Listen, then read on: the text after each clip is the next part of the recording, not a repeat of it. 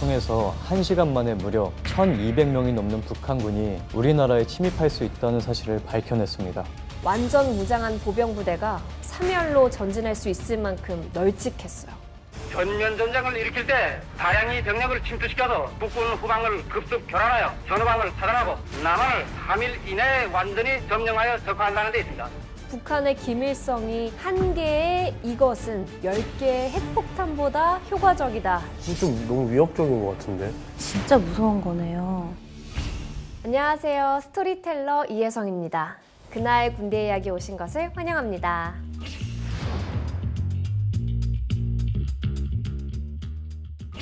저는 배우 하고 있는 김요한이라고 합니다. 27사단 이기자 부대에서 155mm 자주포 포병 포수 역할 맡아서 군대 생활했습니다. 충성, 입양 문민아리 잘 부탁드립니다.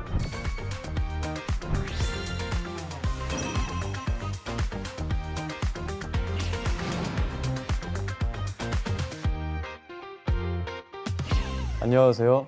스토리텔러 상병 송강입니다. 그날 군대 이야기에 오신 것을 환영합니다.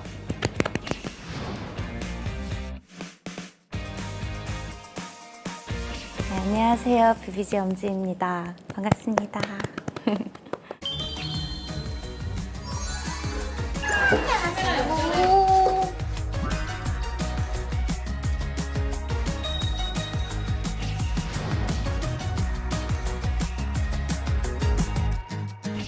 요한 씨, 현대전에서 가장 파괴적이고 위협적인 무기가 뭐라고 생각하시나요?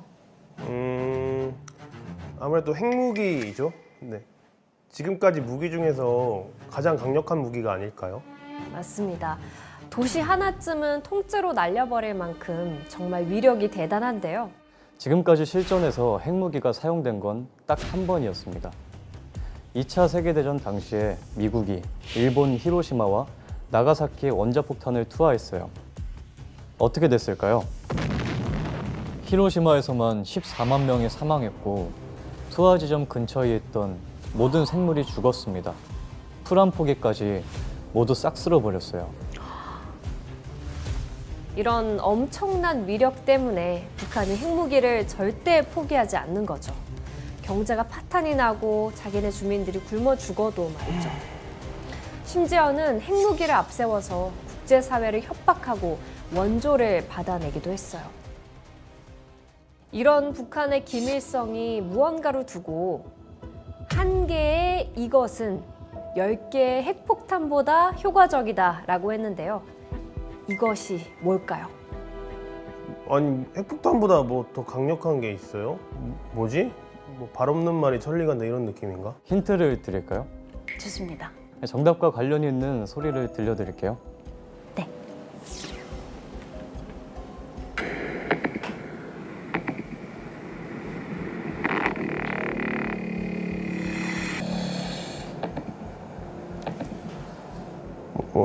지진 이런 건가요? 약간 진동 소리 같기도 하고. 전파 뭐 이런 거 아니에요? 약간 주파수가 들리는 것 같은데. 이 소리는 바로 굴착음입니다. 아, 맞네. 아, 저 군생활할 때 많이 들어본 소리였어요. 아, 들어보셨어요? 땅굴을 파는 소리라고요, 이게? 네. 실제로 북한이 남침용 땅굴을 뚫는 소리예요. 실제로? 아, 진짜 소름이다, 진짜. 우리나라에는 북한이 남침용으로 파놓은 땅굴이 있습니다. 제1땅굴부터 4땅굴까지 4개나 있어요. 저도 땅굴에 대한 얘기를 몇 번 들었는데 약간 이거는 어렸을 때 좀 겁줄라고 하는 얘기인 줄 알았거든요. 근데 진짜 있군요. 아, 그 땅굴 같은 거 막 약간 관광지로 지금 이용하고 있는 것도 있다고 들었어요. 맞아요. 오늘은 북한군의 남침용 전술 중 하나인 땅굴에 대한 이야기를 준비했어요. 왜 김일성은 한 개의 땅굴은 10개의 핵폭탄보다 효과적이다 라고 했을까요?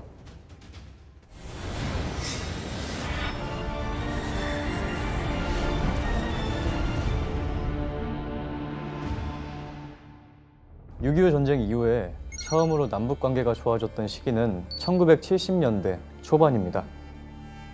1972년엔 우리 국민에게 통일에 대한 기대를 심어준 사건이 있었는데요. 영상으로 보여드릴게요.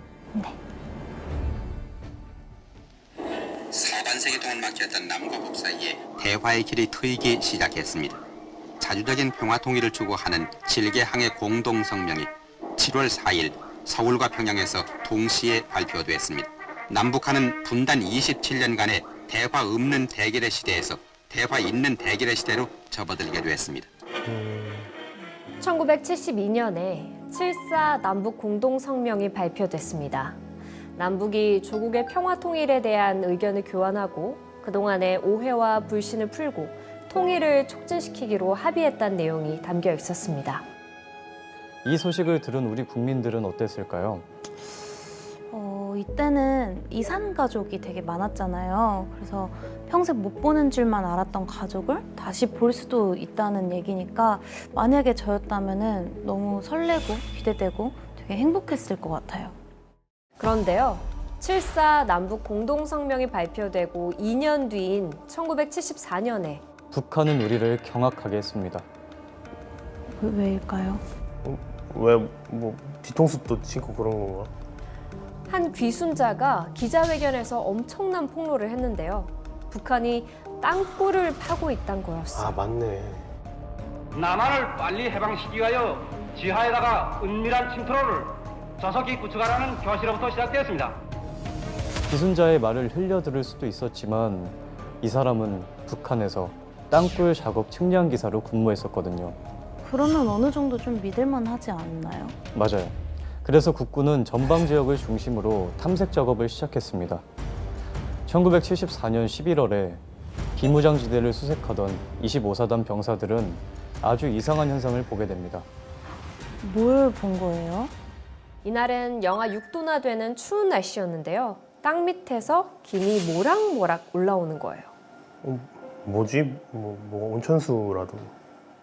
74년도 11월 15일 날 우리가 아침 7시에 추진관 축소 경계 및 진치 보수 작업을 위해서 출발했어요. 한 100m 정도를 갔는데 서리발이 허옇게 있던 게 보였어요. 이상하게 느끼고 가서 확인해 본 결과 아주 김이 나오면서 그게 밤에 기온차로 서리발이 됐던 거예요. 이게 뭘까 하며 땅을 파기 시작했는데요. 그 정체는 놀랍게도 땅굴이었습니다. 그거 봐. 아, 땅굴이 발견된 지점은 서울에서 북쪽으로 불과 52km 떨어진 비무장지대입니다. 북한 괴뢰는 군사분계선을 넘어 남쪽의 비무장지대로 1200m의 땅굴을 뚫어놓았는데 북쪽 비무장지대에도 땅굴이 있다고 보면은 그 길이는 적어도 3 내지 4km가 되는 것입니다. 지표면에서 불과 45cm 아래에 있었습니다. 국군은 땅굴 속을 천천히 들여다보다가 땅 위로 올라오던 수증기의 정체를 알게 됐어요. 뭐였어요? 북한군이 아침을 먹기 위해서 물을 끓였는데요. 그 수증기가 올라온 거예요. 와, 그럼 아침까지 북한군이 땅굴 속에 있었던 거네요? 맞습니다. 국군이 수색 작업을 벌이던 그때도 거기에 있었습니다. 북한군은 국군을 발견하고는 곡괭이며 궤도차 같은 땅굴용 장비를 다 내팽개치고 도망쳤습니다. 그런데 갑자기 난데없이 국군을 향해 총탄이 날아들기 시작했어요. 총탄이요? 북한군이 기관총을 난사했습니다. 3분 동안 무려 300발이 넘게 마구 쏴댔습니다. 어떡해. 국군도 곧바로 대응을 했는데요. 이 교전은 1시간 15분 동안이나 이어졌습니다. 아 진짜 길게 했다. 안타깝게도 이 교전에서 국군 5명이 부상을 당했고 3명이 전사했습니다. 땅굴이 실제로 존재한다는 사실만으로도 충격적이잖아요. 네. 그런데 더 놀라운 건 북한이 땅굴 벽면에 새겨놓은 글자였습니다. 사진을 보여드릴게요.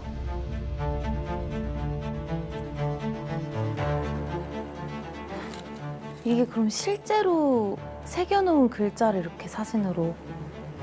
와, 이거 뭔가 너무 또렷하게 글자가 써 있어서 좀 소름 돋는데요? 북한이 적화 통일을 달성하기 위해서 땅굴을 이용하려 했던 증거입니다. 와, 그 땅굴이 지금 통일로라고 지금 얘기하는 거예요? 네. 진짜 어이가 없다. 1978년도가 되게 되면은 노동당 창설 30주년이 되는 그런 기념이에요. 그러니까 그걸 앞두고 속전속결에 의한 기습전을 감행할 준비를 해라. 1978년도까지 완성하기 위한 자기들의 어떤 정신무장을 강화하기 위한 그런 내부 결속, 다지기 위한 그런 문구로 이렇게 볼 수가 있겠습니다. 이 땅굴은 가로 세로가 1m 정도 됐거든요. 사람이 몸을 숙이고 움직여야 할 정도의 공간이었지만 남쪽으로 1200m까지 뚫려 있었어요. 1200m요? 네. 그거 좀 너무 위협적인 것 같은데.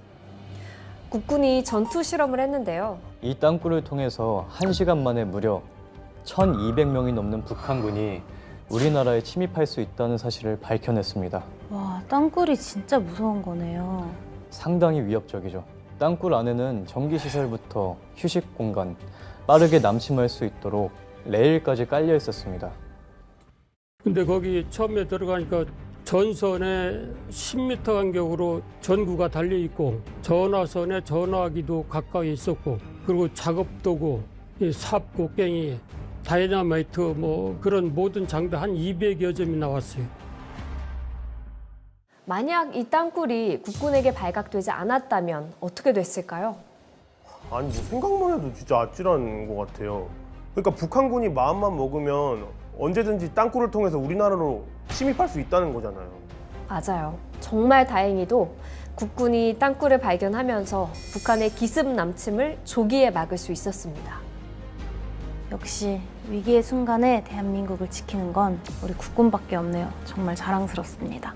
섬뜩한 사실을 하나 알려드릴까요?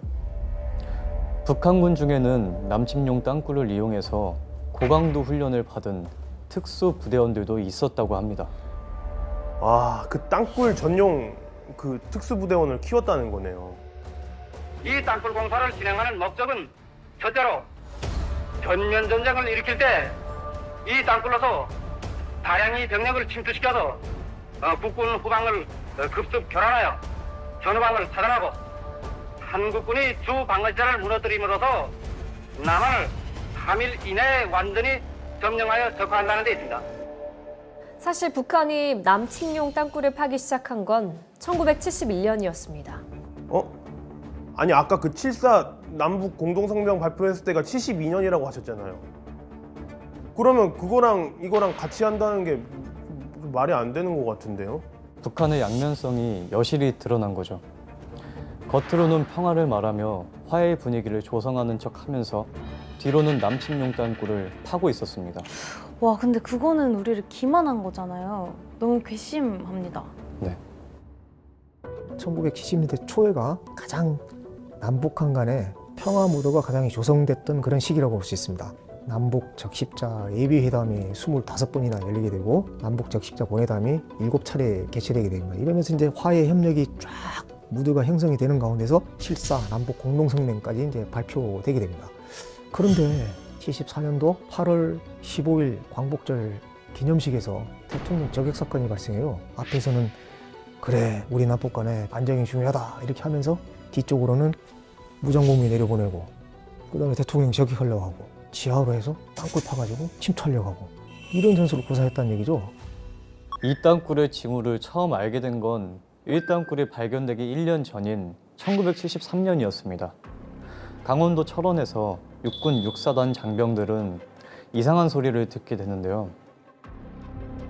20일 저녁이 되어서 순찰을 돌면서 역시 새벽때에 계곡 초세에서 쿵 하는 소리가 아주 경미하게 조그맣게 들리락말락하게 들리는 거예요.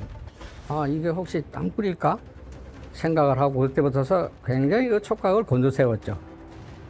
수상하게 여긴 6사단은 그 일대를 수색했습니다. 평소에 되게 잔잔하던 옹달샘이 이날따라 이상하게 물 표면이 계속 원을 그리면서 소용돌이 치고 있는 거예요. 뭔가 이상하긴 하네요. 그래서 가만히 귀를 대고 들어보니까 타닥타닥 이런 소리도 났어요. 심상치 않음을 감지한 6사단은 비밀리에 탐색을 시작했지만 별다른 성과는 없었습니다. 그때는 또 땅굴에 대한 정보가 아예 없었잖아요. 맞아요. 1974년에 1땅굴의 실체가 드러나면서 이때부터 2땅굴 조사 작업도 탄력을 받게 됩니다. 아니 그럼 두 번째 땅굴도 무조건 있을 거라는 확신이 들었겠죠 이제. 맞습니다. 이 땅굴 조사 작업은 아주 비밀스럽게 진행됐는데요. 1땅굴을 발견했을 때 국군 장병들이 희생됐잖아요. 네. 그래서 가족에게까지 비밀로 붙일 정도로 아주 은밀하게 이루어졌습니다. 일명 밤낚시 작전이라고 불렀어요. 아 그래서 밤낚시 작전이구나. 국군은 땅굴이 의심되는 지역을 2m 간격으로 시추공을 뚫어서 땅굴의 유물을 판단했습니다. 무려 45개나 되는 시추공을 뚫으며 일대를 확인하던 중에 드디어 이상 징후를 포착했습니다. 10분 공에서 이상한 현상이 나타났어요. 따뜻한 공기가 올라오고 무슨 매캐한 냄새가 나고 그다음에 쿼링이라는 게 뜨면은 안에 게 이제 다 뽑혀 올라오거든요. 암석이. 그게 한 1m 정도가 없는 거예요. 구멍에 불을 가져다 대니까 막 흔들리는 거예요. 무슨 뜻이겠어요? 땅 속에 공기가 있는 그 공간이 존재하다는 뜻이 아닐까요? 맞습니다. 당시 최첨단 장비였던 내시경 장비까지 동원됐습니다. 드디어 1975년 3월에 두 번째 땅굴을 찾았는데요. 이때 국군은 정말 깜짝 놀랐습니다. 왜요? 뭐 엄청 커서 그런가? 맞습니다. 이 땅굴의 엄청난 규모 때문이었어요. 지표면에서 무려 50m 넘게 아래에 있었고 높이와 너비도 2m나 됐어요. 와, 그럼 상병님처럼 키가 큰 성인 남자도 서서 편하게 이동할 수 있을 정도네요. 그렇죠. 완전 무장한 보병 부대가 3열로 전진할 수 있을 만큼 널찍했는데요. 1시간에 무려 3만 명의 병력이 이동할 수 있었고 약포와 차량도 운반할 수 있을 정도였어요. 와, 이거 발견 못했으면 생각만 해도 진짜 섬뜩하네요. 규모가 크다 보니까 중간중간에 이 병력들이 집결할 수 있는 어떤 광장 같은 그런 큰 어떤 집결지 같은 것을 또 만들어놨다고 합니다. 이 남쪽으로 향하는 어떤 그런 길목에는 세 갈래로 이렇게 찢어지는 이제 병력들이 한 3만 명 정도가 이제 제2땅굴을 통해서 침투를 한다 하면은 세 개 길로 해서 만 분산해서 세 개 지역으로 침투가 가능할 수 있도록 그런 구조를 가지고 있다 이렇게 볼 수 있고요. 1978년 10월엔 경기도 파주에서 세 번째 땅굴을 찾았습니다. DMZ에서 폭음이 들리더니 갑자기 물기둥이 10m나 확 솟아올랐어요. 이상하게 여긴 국군이 그 일대를 조사하다가 3땅굴을 발견한 거예요. 아니 근데 우리 국군도 진짜 대단한 것 같아요. 1땅굴도 그렇고 작은 징후도 가볍게 여기지 않고 조사해가지고 지금 땅굴을 다 찾아낸 거잖아요. 맞습니다. 3땅굴은 규모보다는 위치가 정말 위협적이었어요. 실제로 서울과의 거리가 44km밖에 안 돼요. 그래서 제1, 2땅굴에 비해서 제3땅굴이 가장 좀 위협적인 그런 성격을 갖고 있고 그 정도 거리면 차로 한 40분이면 도착할 수 있잖아요. 그렇죠. 1, 2, 3땅굴을 연이어서 발견한 것과는 달리 네 번째 땅굴은 좀처럼 찾기가 어려웠습니다. 이제 더 이상 땅굴이 없다고 생각할 수도 있을 것 같아요. 그럴 수도 있었겠지만 이 땅굴의 파급력이 엄청나잖아요. 국군 입장에선 수색 작업을 멈출 수가 없었습니다. 네 번째 땅굴이 모습을 드러냈는데요. 3땅굴이 발견된 지 무려 12년 만이었습니다. 와, 그러니까 국군이 오랜 시간 동안 포기하지 않았기 때문에 네 번째 땅굴까지 찾을 수 있었던 것 같아요. 맞습니다. 4땅굴 벽면에는 북한의 적화 통일 야욕을 드러내는 글귀가 새겨져 있었어요. 오직 혁명을 위하여. 진짜 집요하고 1차원적이고 진짜 징글징글하네요. 김일성은 6.25 전쟁이 정전으로 마무리된 걸 굉장히 아쉬워하고 억울해했습니다. 유엔군이 참전하기 전에 전쟁을 승리로 끝내지 못한 걸 두고두고 곱씹었다고 합니다. 곱씹어서 뭐 어떻게 할 건데? 그래서 김일성은 제2의 6.25 전쟁을 꿈꿨습니다. 이때 생각해낸 게 땅굴을 이용한 기습 남침이었어요.